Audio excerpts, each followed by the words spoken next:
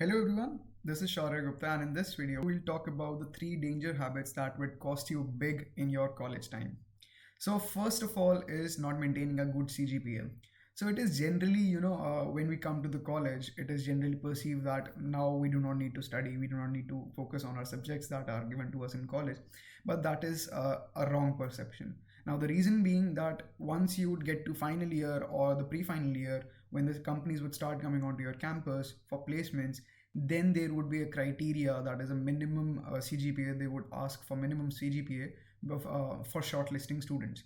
So in that case, you would lag behind the other students. So maintain a good CGPA. It should not cost you later in your career. So maintain a good CGPA beforehand only.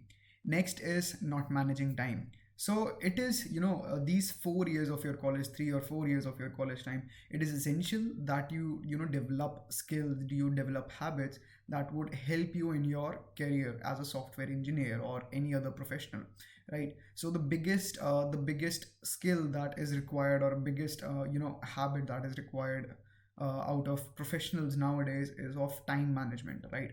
So it is important that you learn this habit, you inculcate the habit of time management, managing time between your college studies, between your coding subjects. You should be able to manage time between these two things so that you can get a good placement.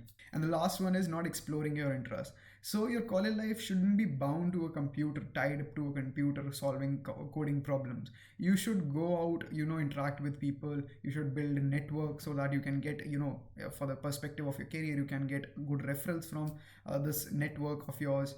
And also interact with people, explore things, explore your interests so that you are able to know more about yourself.